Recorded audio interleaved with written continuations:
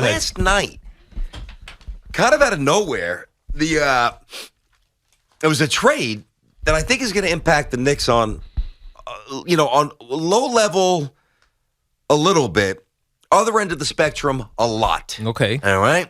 So the Rockets traded Christian Wood, who's a good player. Yep. If you watch the NBA, he's long. Mm-hmm. He's bounced around a bit, but he's 38, 39% from three. Yeah. Puts up 19, 20 games. Good player. Yeah. He got boxed out a little bit for next season because they landed the number 3 pick, and the top 3 prospects are basically all power forwards like him. They're moving on, yes. And they preyed on a situation that desperately needed some fixing, and that will be Dallas. Mm-hmm. Obviously, you got to get some running mates there for Doncic. Now, I'm not saying here that Christian Wood is the ultimate running mate for Doncic, and that's going to elevate them to a championship. They've got to resolve the Jalen Brunson stuff, which I'll get to in a moment, because that's another layer here, possibly for the Knicks. But when this trade went down, I thought of a couple things, and immediately I thought about Mitchell Robinson. So Mitchell Robinson is not even polarizing, a little bit of a quandary for me. Okay. Because he represents everything that you want, a rebuilding-ish team to have. A young player that you drafted, round 2. Mm-hmm. A young player that you developed, which they obviously have. And he's developed himself, too. He put weight on. He's been a pretty diligent pro after some early laziness and injury issues. And I look at him and I say, well, he's cheap until now. All the reasons that I want Mitchell Robinson to stay with the Knicks, there's also an equal amount of reasons why I but am okay if Mitchell Robinson leaves. Yeah. So close your eyes and envision how Mitchell Robinson plays. What's he do? Always around the rim. Always around the rim. He's long, good defender. Very good defender. He runs the floor. Yep. Right? Yep. But every single bucket is a dunk. Yeah. I every summer I hear he's working on his 3-point shot. I haven't even seen an elbow jump shot yet. I haven't. I'm trying to. I watch every Knick I'm game. trying to envision one. It's a dunk. You're It's right. always a stick back. There's a reason why he shoots 70-something%. Yeah. And what he does very well. But what he does, I don't think elevates to championship level in the modern NBA. Now, the Knicks need a lot more than just a center who could shoot or whatever. But because the Mavericks now got their guy in Christian Wood, and Robinson was absolutely going to be a target for the Mavericks, trust me. The other few teams that might have interest in somebody like Robinson, I think it becomes amplified now because now teams are already doing stuff. Now, contractually, the Knicks can pay Mitchell Robinson 4 years, $48, $49 million if they get this done by June 30th. If not, and I don't think that's going to happen, and I wouldn't give him that. If not, he's unrestricted after July 1. So the first question that we need to answer, should the Knicks keep him?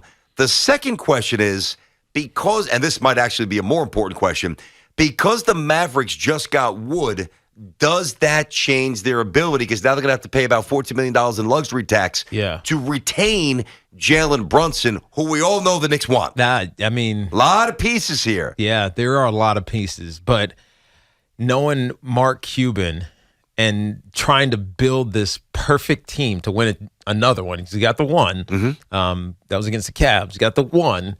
But Luka is only going to be against the Heat. I mean the Heat. You know what I mean? Yep. It was. I had you. LeBron. I had got LeBron you. in my mind. But anyway, well, that's one of those guys who were making fun of Dirk. He's got the sniffles. Meanwhile, you lost. Yeah, exactly. So he's got the one, but that feels forever ago. And now you have. What was it? 09? What year was that again? 2010, I think, was the finals. The 09-10 season. Sounds right. So I mean, it's 12 years ago, and now you have a transcendent player and Luka, who you just haven't been able to put the right team around. Like Kristaps felt like he should have been the guy. Porzingis, it just for whatever reason it never clicked correctly, and maybe it's because Kristaps it's softer than I think a lot of people assume he was going to be when he was young. But Brunson he's come on, and so I think if you're Cuban, moving on from Jalen Brunson would be a mistake. I know that Knicks fans don't want to hear it that way. No, you're right. They want him, but if I'm Mark Cuban, there's no way I'm letting the piece that started to fit right with my star, Luka Doncic, walk out the door. And especially to go to a place like New York where it's going to be exacerbated that you let him go out the door and go someplace else. So, that's first part of it. I would say he'll risk going over the luxury number rather than breaking up a team that's starting to play right. Okay. Now, with Porzingis having been rerouted to Washington last year. Yep. I don't have much interest in this because there's just enough body of evidence here to suggest we know he's fragile. But not only is Porzingis fragile, he's inefficient.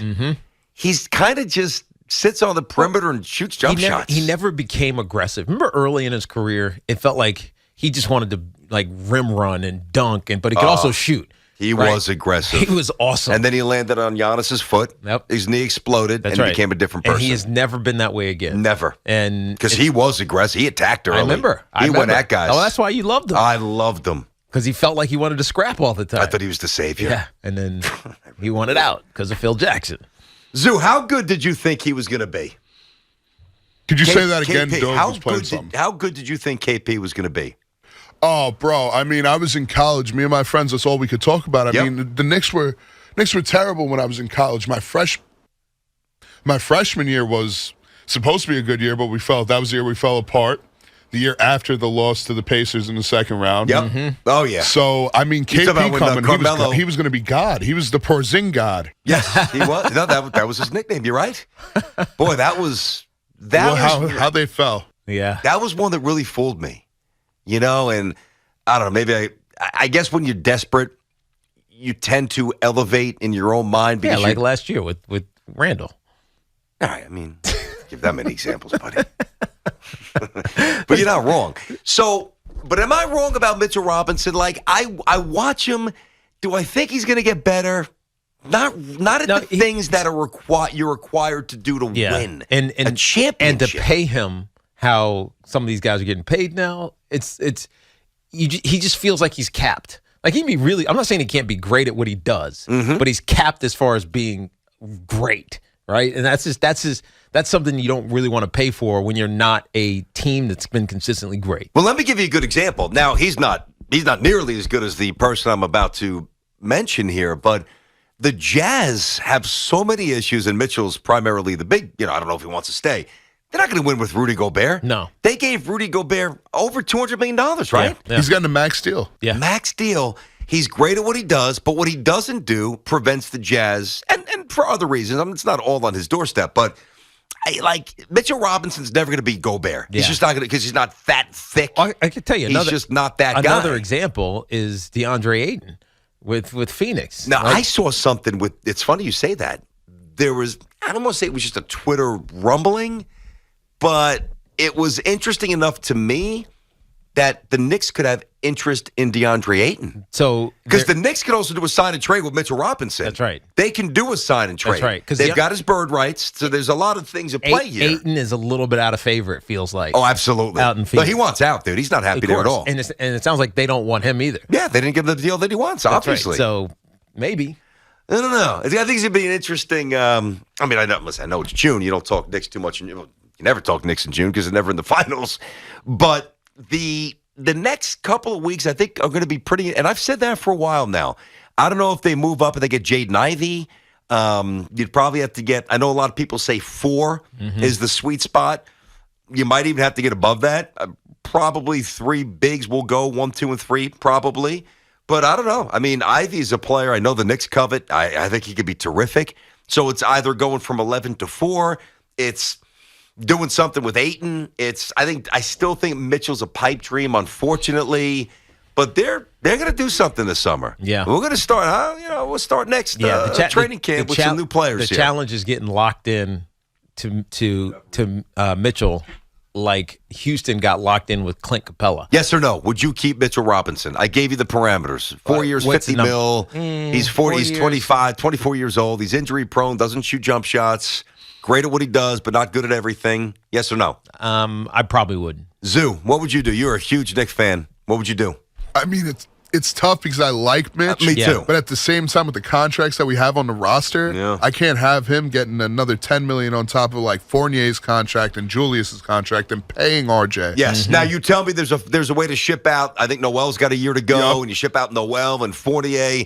I'd love to get it where he can stay, but right now they've complicated this. So I actually think that Robinson will be gone, but we'll see. 877-337-6666. Tiki and Tierney, we're on the fan. We got you till 2.